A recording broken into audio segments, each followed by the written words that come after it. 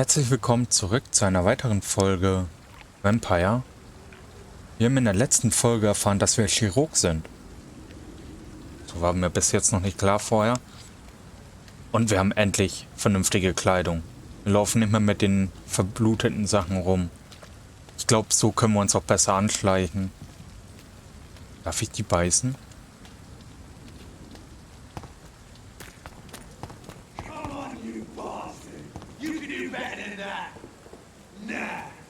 It's my turn!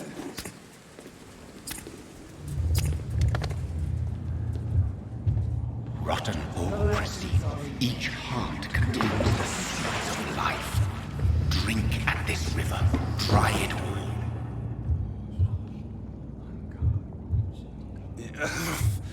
Oh, come on, you bastard! I won't bite! Sir, please. You've lost too much blood. Calm yourself. You think I didn't notice? Stop your staring and get me to an hospital, you arse!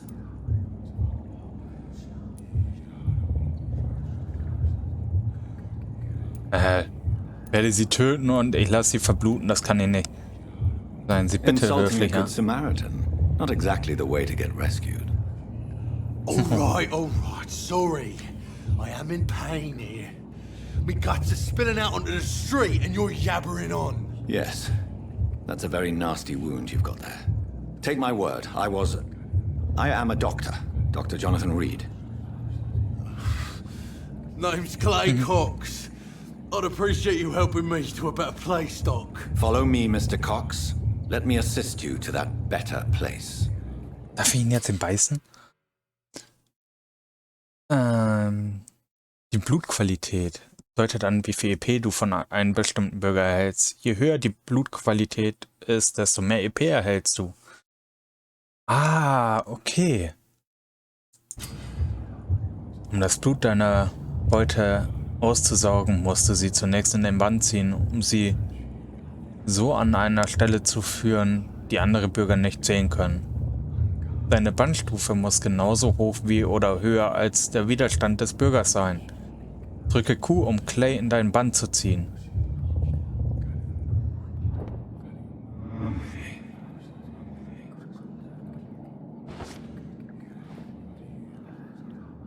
Bring this fading light into the shadows.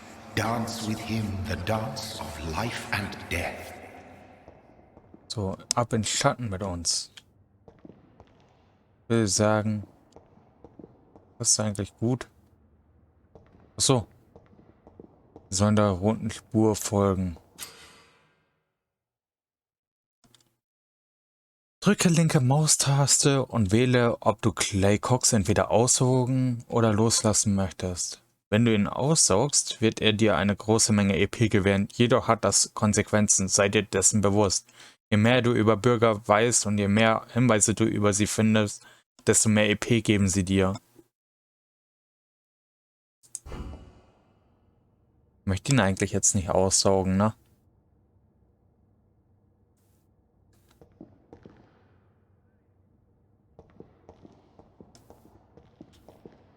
Kommen Sie mit. Ich möchte ihn zu den Ärzten bringen. Ich möchte ihn nicht aussaugen.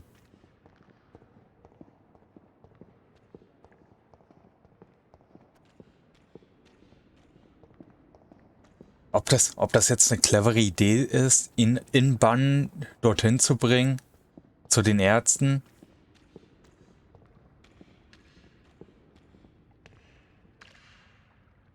No more. Not tonight. Not like this. I will not take another life. Whoa, I feel giddy. Did I black out?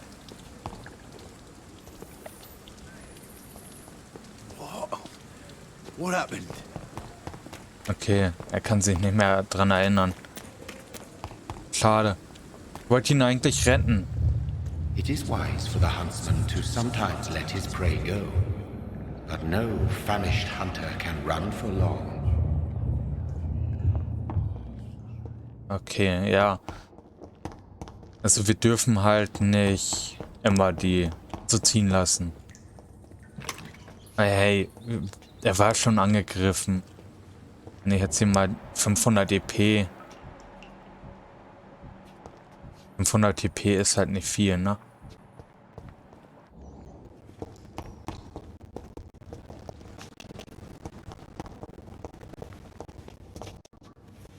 Oh. Geht's Ihnen nicht gut? Whoa, I feel giddy. Okay, jetzt kann ich ihn also nicht mehr beißen. Sonstiges. Jetzt hätte ich jetzt noch die 500 EP mitgenommen. Aber ich glaube, es ist gar nicht so verkehrt, wenn wir halt zwischendurch auch mal Leute einfach so ziehen lassen, ohne dass wir die unbedingt töten. Was wir jetzt machen werden, wir werden zum Hospital gehen. Oh, da drinnen. Kommen wir da rein? It's locked. Ist natürlich verschlossen. Schade. Ich hätte sonst mir dann noch die Kisten geholt. Naja, dann mal weiter. Ab zum Hospital. Es war aber eine weise Entscheidung, ihn nochmal ziehen zu lassen.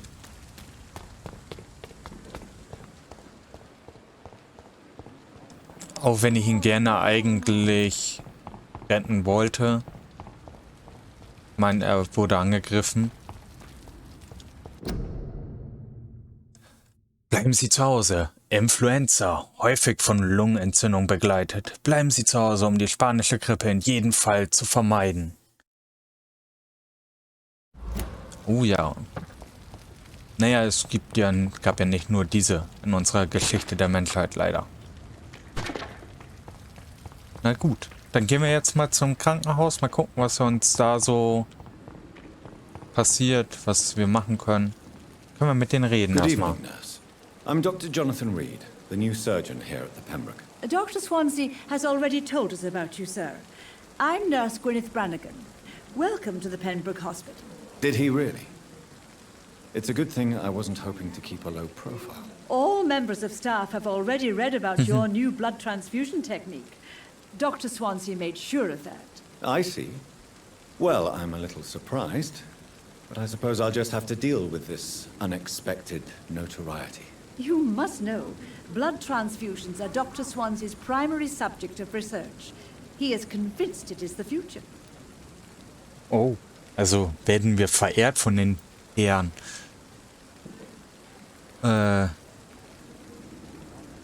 Persönliche Fragen, ich kenne sie ja so. Was ist so? Erzählen Sie mir erstmal was vom Personal. Perhaps you could help me. Brilliant professionals, most of them.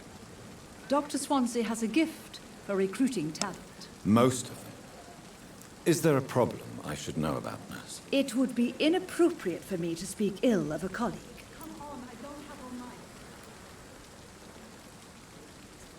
Is there anyone that stands out? Well, I have never met someone as dedicated as Dr. Tippett. He should be a standard for us all here. If only he were younger. Why should his age be a problem? I guess it's fair to say he's always pushing himself to the limits. He just doesn't know when to stop and get some rest. Okay. Nurse Brannigan, if you do know something, please tell me. Ich möchte natürlich gerne Anything you wissen, say will be held in welche confidence. Leute das No. sind. I may disagree with some conduct, but in the end, everybody is doing their best. Oh, auf jeden Fall eine nette. Wie ist die How are Lage? things here? Not good, to say the least. We're struggling against an invisible enemy, more lethal than any bullet from a gun. It's hard, Doctor. Der unsichtbare Feind? Natürlich Vampyr, ne? An invisible enemy. Quite a poetic term for a disease, especially from a nurse. Sorry, Doctor. These last few weeks have been exhausting. We could all do with a good night's sleep. Ach so, also es geht um die spanische Grippe. Also.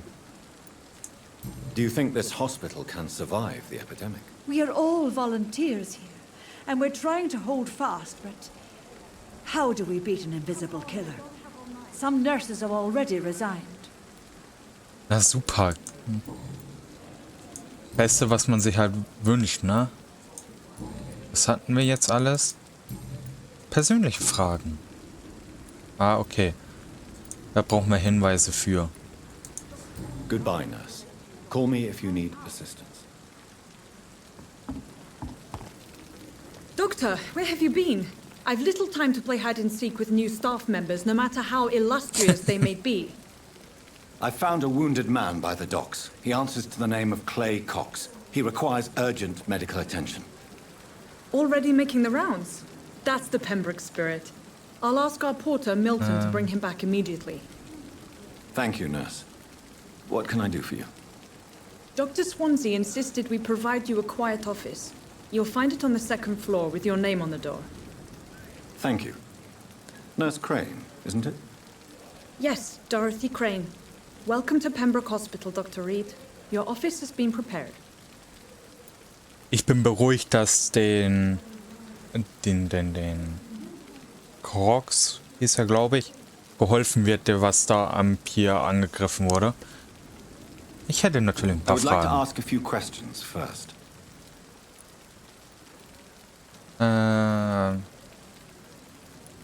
Wie geht es Mr. And Hampton? Mr. Hampton, the patient we brought in. How does he fare? I gave him a sedative to help him sleep. Poor thing was in quite a state of shock. Okay, ja. What kind of man is Dr. Swansea? Well, you accepted the job from him. I thought you would have known about your employer.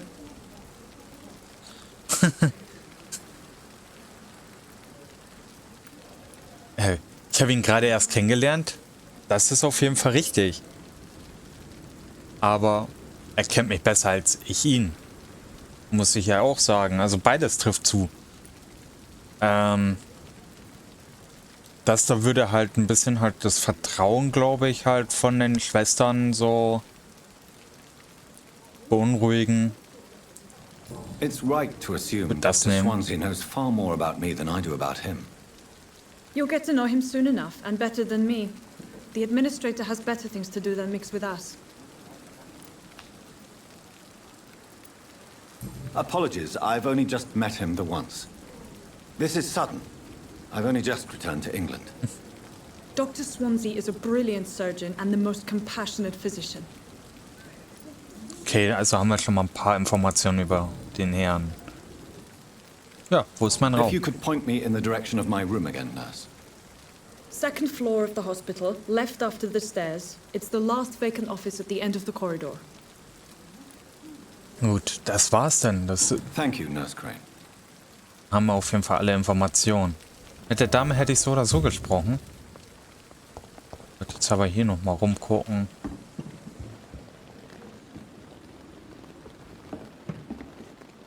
Wunderschön.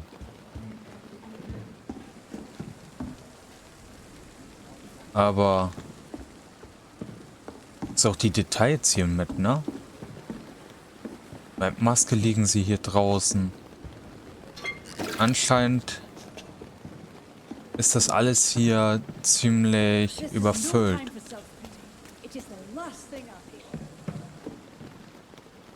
Good evening, Nurse Brannigan. Good evening, Doctor. Mit dir hatten wir ja schon gesprochen.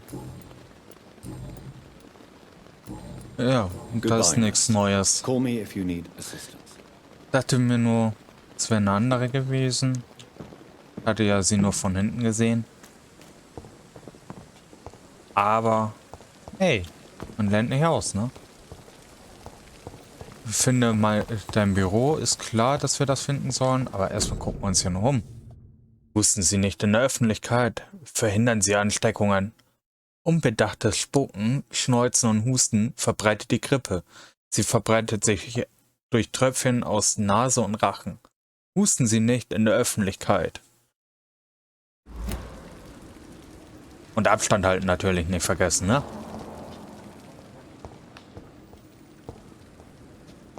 So, gucken wir mal hier weiter. Vielleicht finden wir hier noch ein bisschen was. Die Fiolen, da können wir bestimmt Blut drin sammeln und das als Heiltrank sozusagen benutzen. Ein Brief. Pembroke Hospital, 2. November.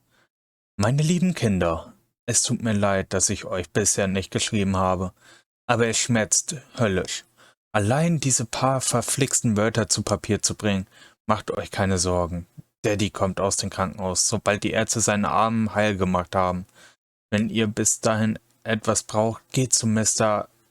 Chadwick auf der Baustelle und sagt ihm, dass ihr Harvey Fiddicks Kinder seid. Erinnert ihr euch an Robert Chadwick, der große Mann mit dem Schnurrbart, der mir letzten Frühling half, die Haustür zu reparieren? Geht zu ihm und bittet ihn um ein paar Schillinge. Er wird euch sicherlich helfen. Leider kann ich gerade nicht arbeiten, aber wir lassen uns etwas einfallen. Wenn ich zurück bin, keine Angst. Wenn Daddys Arm wieder bei Kräften ist, wird alles gut. Wenn die Ärzte endlich meinen Arm geheilt haben, werde ich... Oh... Der vermisst auf jeden Fall seine Familie, denke ich. Good evening, sir. I'm Dr. Reid. May I help you? I don't know if a third opinion is needed. Your colleagues are already arguing about my condition. I see. Would you mind telling me more about your situation? I'm Harvey Fiddick. All I want is to get me bloody arm fixed properly. Ihre Leben in London.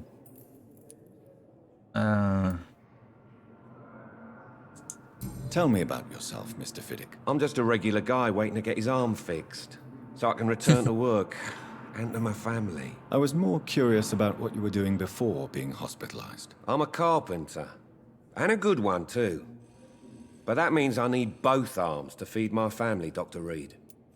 Ja, aber man muss nicht unbedingt jetzt wegen einem Arm im Krankenhaus liegen. Tell me about the doctors who are arguing about your case. Strickland and Aykroyd. They both want the best for me, but there's a lot of pride there. Doctors are no different from carpenters, it seems. What do you mean? I often had professional arguments with rivals on a building site. Difference is I disagreed about wooden nails, not flesh and bones. Are you satisfied with Vergleich. your treatment here? Well, it's clear that I've chosen a bad time to be injured. Forgive my bluntness, but you seem overwhelmed by cases of the flu. I won't lie to you about it. I'm afraid we are. Are you sure you don't want to operate yourself, Dr. Reid? I have the feeling you're very capable. And your colleagues seem to think so too. In other circumstances, you would be right. But for now, I don't think I can take on the responsibility. My apologies. Ich würde ihn gerne und eben das heilen. You seem worried about the safety of your family. And it's obviously the reason why your wound troubles you so much. I cannot give up on my children now. They both need me living. What about their mother, if I may ask? She died in 1915 during one of the first Zeppelin raids. We never found her body. Oh, Tell me more about the death of your wife, Harvey. das ist ja wie wenn man ihn anschreien würde. I was in the army, building workshops for the Royal Flying Corps. Helen was happy I wasn't sent to the front. What happened? The Germans sent Zeppelins to bomb the construction site, but they missed their target. My wife was bringing my dinner when the bombs fell.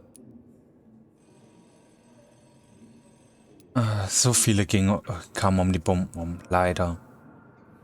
Wie geht's ihren Kindern? Ist natürlich auch eine sehr... Klar, um halt ein bisschen abzulenken von der Frage zu den Bomben, aber... Gehen erstmal auf die Bomben ein. I'm sorry for your loss. So many died during the bombings.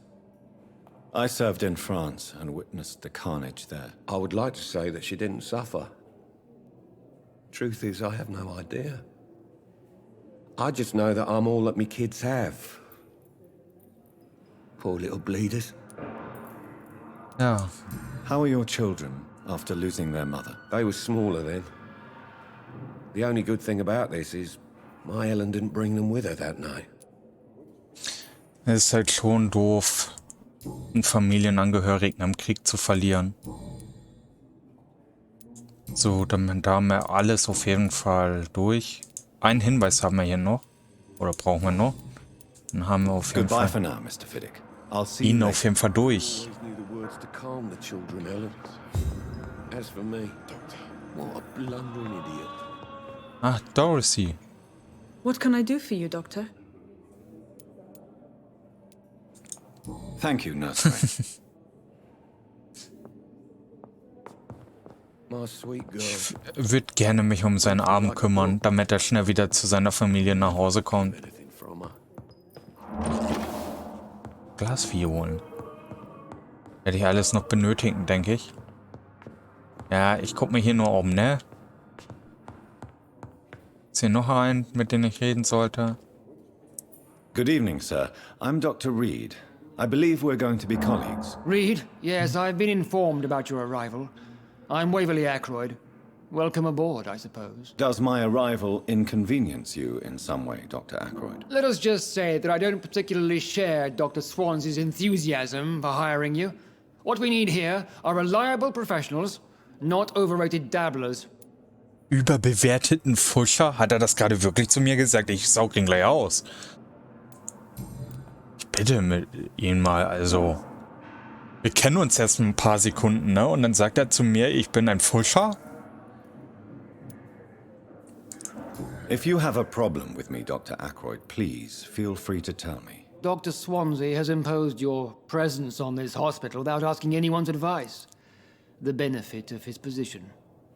But I don't agree with it. I know we've never met before, but I believe this hospital could use all the help it can get. You will agree with that, I'm sure. Oh, but I have heard about you, Dr. Reid. Of course, you can't say the same about me, since I have not wasted my time courting the press.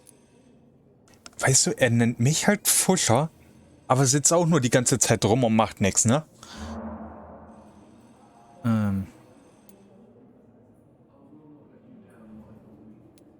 Eifersüchteleien werden ihnen nichts nützen. Sie sollten ihren Tonfall ändern. Kein Grund für derartige Anfeindungen. There is no need for such animosity between us. Don't you think the epidemic is already enough to deal with? That is one point we could agree on. And that is precisely why I want to be sure that you will be of help to this hospital instead of a burden. Since your tenure in this hospital is longer than mine, perhaps you can tell me more about this place. Let's just say I'm tired of the carelessness around me. I have always respected the skills of Dr. Swansea, but over time his enthusiasm has become displaced. Carelessness? Exactly what are you talking about? We're here to save lives. The people who trust us are not volunteering for experimentation. They're here to be healed. I don't intend to run any radical experiments, Doctor. Even if I, as any good practitioner should, express an interest in pushing the boundaries of medical research. Modern medical methods were created through audacity and ego. But there are rules in our line of work, and they're here to protect our patients. Okay. Ich mag ihn nicht. Persönliche Fragen.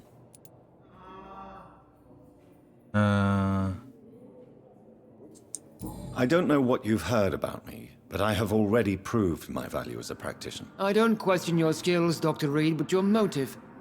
Is it money, fame, or are you truly dedicated? And what exactly is that supposed to mean? I served in the war just like you.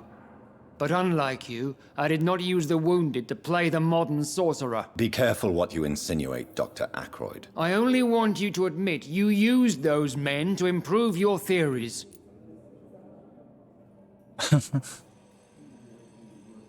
Wissen ist unsere wichtigste Macht. Ich habe viele Leben gerettet. Ich weiß nicht, wie viel ich gerettet habe, aber ich würde einfach mal sagen, ich habe viele Leben This is gerettet. ridiculous. My blood transfusion technique saved many lives, and you know it. You see? That is exactly what I hate about people like you. You avoid this kind of accusation instead of facing reality. It seems you have bad memories of your military service. Der mag I uns so refuse nicht. to see this industrial slaughter as scientific progress. War only reveals the worst in men. We can at least agree on something, Dr. Ackroyd. Ah, tut ihr euch übereinstimmen und bei den anderen Themen auch, natürlich.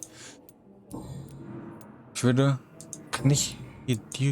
I don't know what you've heard about me, but I have already Kann ich das proved nochmal my value anders as a practitioner. beantworten? I don't question. And what exactly? I served in the war. Be careful. I only want. This is ridiculous. Ja, ja. Okay, kann ich nicht. Schade. Thank you for Wäre your sonst time. halt cool gewesen, aber da sieht man, jede Entscheidung hat halt Konsequenzen mittlerweile. Haben wir jetzt hier was Good freigeschaltet bei evening, den Mr. Herren? Fiddick. Good evening, Dr. Reid. Any news about my operation? Nein, habe ich natürlich nicht. Goodbye for now, Mr. Fiddick. I'll see you later. Muss wohl seine Words to calm the Ärzte children. finden. As for me, Ich würde sagen, blundering idiot. das werden wir alles in der nächsten Folge machen. Wir erkunden nächste Folge mal das komplette Krankenhaus und suchen vielleicht auch die Ärzte von den Herrn Fiddick und gucken, ob wir ihnen vielleicht helfen können. Ich würde sagen, das war's für heute. Ich wünsche euch noch einen wunderschönen Resttag. Bis zum nächsten Mal. Tschüss.